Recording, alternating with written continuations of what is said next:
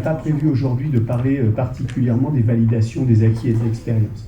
Pour autant, c'est quand même important de savoir que ça existe. Hein, aujourd'hui, si vous avez aujourd'hui sur un site qui a été complètement refondu qui s'appelle France VAE, et sur ce site, on vous réexplique finalement ce que je vous ai résumé en quelques messages. C'est-à-dire qu'en gros, si vous avez dans vos équipes des agents qui ont au moins 1 an d'expérience à temps plein en stérilisation, ils peuvent demander une validation des acquis et de l'expérience. Donc ça, il suffit de s'inscrire sur le site France VAE. Ils vont rencontrer à cette occasion-là, alors ça s'appelle maintenant un architecte accompagnateur, c'est un joli métier qui vient de sortir. Donc quelqu'un qui va leur dire en gros, oui, ton projet il a du sens ou ton projet il n'a pas de sens. Alors je vois M. Lezel qui sourit parce qu'il est passé par là, comme Francis. Ensuite, ce qu'on appelait antérieurement le livret A, donc ça s'appelle désormais le dossier de faisabilité. En gros, ça, le message que je vais faire passer, c'est qu'effectivement, c'est un document qu'il faut rédiger. Il ne faut pas y passer trop de temps. C'est juste, voilà, en gros, c'est un CV un peu détaillé disant voilà, j'ai fait ci, j'ai fait ça. On colle ça sur les référentiels. On dit voilà, votre projet, il a du sens, il n'a pas de sens. S'il a du sens, vous passez au dossier de validation. Ça, par contre, là, il y a besoin d'un vrai accompagnement. Notamment des chefs de service, si vous avez des agents que vous envoyez dans cette voie-là, parce que c'est compliqué, c'est vraiment un retour rétrospectif sur sa carrière. Alors quand on a une carrière d'1 an, ça va assez vite, hein. Mais par contre, quand on a 10 ans d'expérience en stérilisation, c'est des fois un peu plus compliqué, surtout quand en plus on vient de dire, mais en plus j'ai été agent de service à tel endroit, j'ai fait soignant à tel autre endroit, mais par contre ça vaut le coup, parce que derrière, ça se termine par un jury.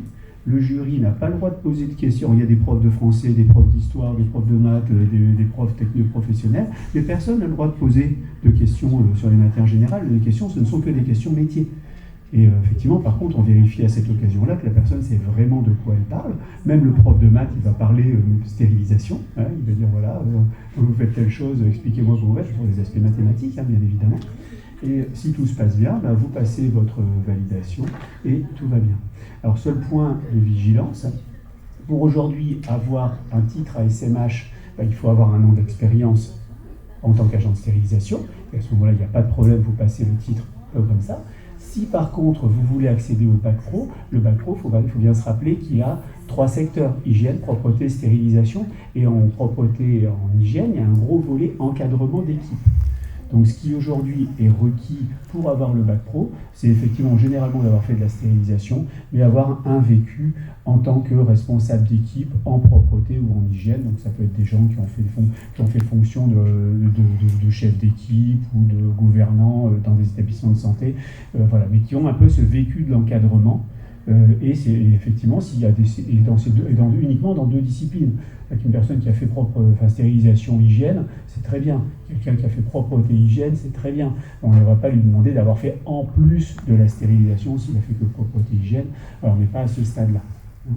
Voilà, donc regardez, enfin, en tout cas dans vos publics, dans vos équipes, ça peut intéresser du monde. Et donc voilà, donc je sais qu'il y a des candidats dans la salle. Hein, donc voilà, un petit point là-dessus.